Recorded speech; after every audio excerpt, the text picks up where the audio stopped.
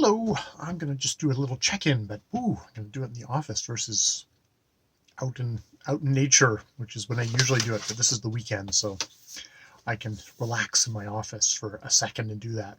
I'm going to check in with The Swrds of Mars by Edgar Rice Burroughs, a 1936 book, which I've already talked about, like sort of the introduction where John Carter comes back to Earth and he tells a tale to, I believe it's an Edgar Rice Burroughs character-ish in Arizona, just not too far away from where the cave was, where he he he disappeared and transmigrated in spirit to Mars, but now he's transmigrated back, but in bodily form because they figured that out now. And in the first chapter, we find out he's trying to track down the assassins and basically get rid of them because it's a scourge on Barsoom where everyone no one's got any kind of safety. So I'm up to chapter 12 now, and this is my big push for this weekend. Is I'm gonna okay, this is a small fun novel, I'm gonna quickly get through it so that I can enjoy it, and that kind of in the spirit that it's like this big kind of silly chocolate popcorn thing to just kind of wolf down.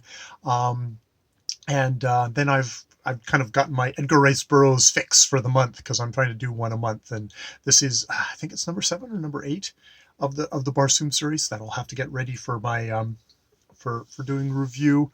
In this section, I'm struck by, because we have another one of these scientist characters in Edgar Rice Burroughs. In The Mastermind of Mars, we had this kind of horrible guy who was transplanting people's brains and basically delighted in just the pure kind of thought cold rationality and nothing else.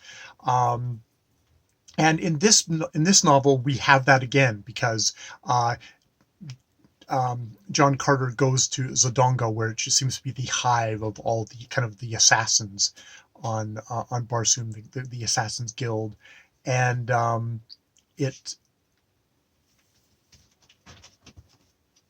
Just checking to see if there's anyone waiting for me, and he gets taken. He takes up with this guy who's like, "Oh, you're a scumbag. You'll be able to get me into the criminal life," and he does. Except he gets him into the criminal life outside of the guild. This is an assassin who is working outside of the guild, and he's working for this inventor, this guy called Fal Siva.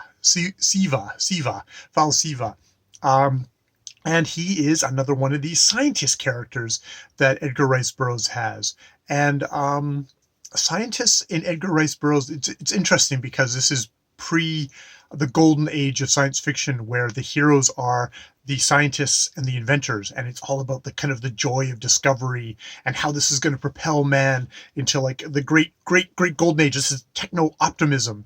This is before that.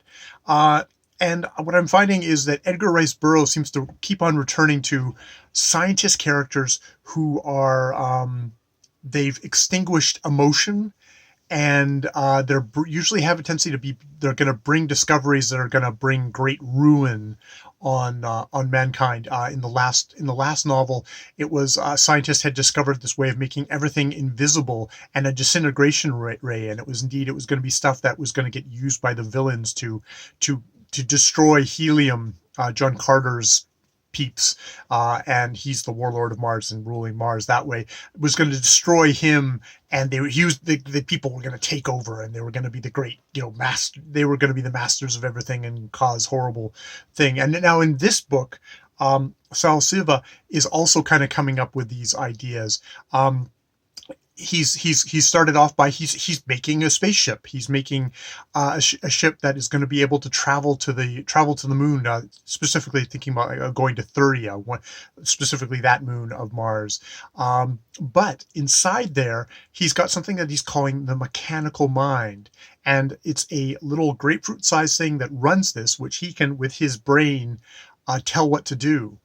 And he says, well, it's just lucky that this brain at this point, at least, doesn't have independent thought, because then I might be unleashing something that would have deadly accuracy for shooting and stuff like that. But that would kill everybody. It's sort of the idea of the monster.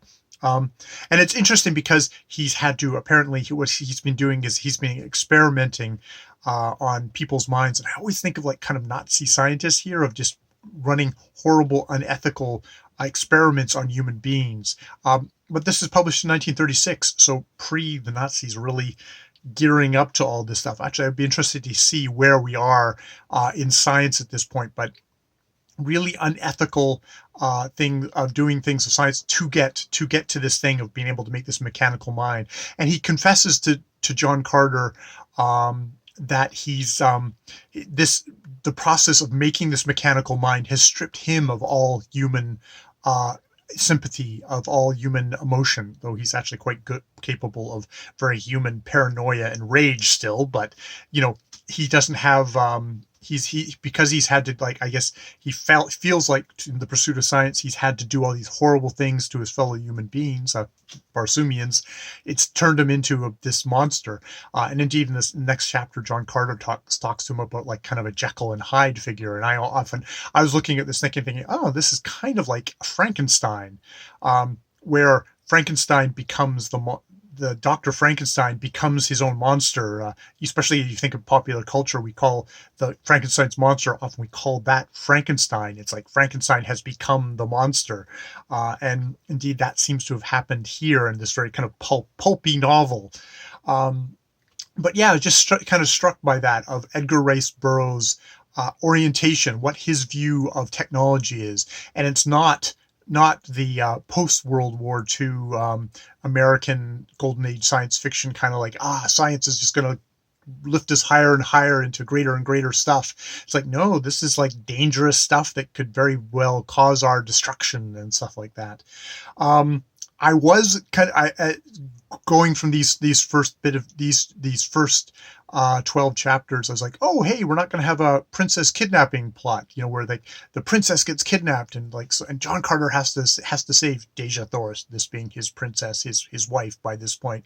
But he eavesdrops on the chief assassin, Jan, who's the chief assassin, and he's come up with a plan of how to take care of John Carter of Mars, and that is, we'll kidnap Dejah Thoris, take her to the moon, because not only Siva is making this ship to go to the moon, but his competitor Gar now is also doing this, and they've induced him because they're going to finance his science stuff. If we kidnap Dejah Thoris and hide her on the moon, then John Carter won't be able to get her, and he'll have to basically pay up to us. And of course, we'll end up double crossing and killing John Carter as well. And John Carter's like, you people always prey on my one weakness, my one vulnerable flaw, because he's supposedly the Superman figure on Barsoom, where it's a smaller planet, so he's got Superman powers. Don't think about the science folks too hard. Which is like Superman and Lois Lane, and what happens to Lois Lane? She's always getting kidnapped. Darn that Lois Lane. And indeed, that's the same thing that's happening to John Carter. Is we're going back to the prince's kidnapping plot, and indeed he rushes, when he hears this story, he rushes back to Helium to hopefully prevent it, but he's too late. She's been kidnapped. Rushes back to Zodonga to hopefully, because he doesn't think they'd take off from Helium itself. He rushes back to to Zodonga to hopefully capture him, but he's too late there. 2 days have gone by since they've actually gone off and are heading towards Thuria. So now it's the time he's gone to Foul Siva and said, like, hey, your main competitor has gone off to get all the glory gonna get, and Falsiva is pretty sure that there's like a ton of riches and jewels on the planet itself, which kind of negates the whole needing to ransom stuff from John Carter, other than getting something on John Carter and getting her out of his thing to make him completely defenseless. But he goes to Falsiva and says, hey, we got to get going there. It's like, and he doesn't mention that he's John Carter at this point. He's Vandor.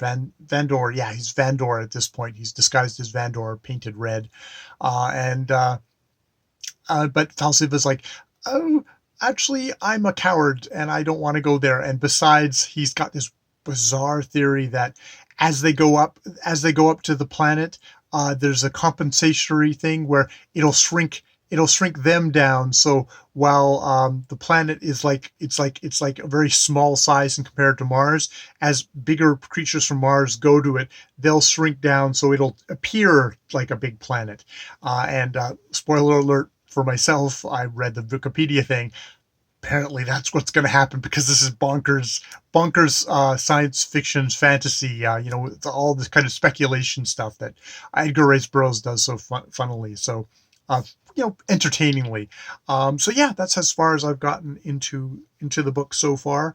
Yeah, I it's interesting looking at like, oh, these reoccurring scientist characters in these Barsoom novels. It's like, oh, this is definitely the earlier generation that's not quite looking. It's not looking at science as the kind of the golden thing. The scientists are going to solve the problems. It's like, no, scientists kind of are introducing the problems in Edgar Rice Burroughs' world. It's not like it's Ludditism. Well, it is in a way because I mean, John Carter's heroes are men of action. They're smart, but they're not like they're not like little scientists kind of doing stuff, and they fight with their swords and they're not with the words and stuff like that. So yeah, that's what I have so far on Swords of Mars by Edgar Rice Burroughs, and I will check in again once I have another big hunk done, which hopefully will be tomorrow. All right, more videos later.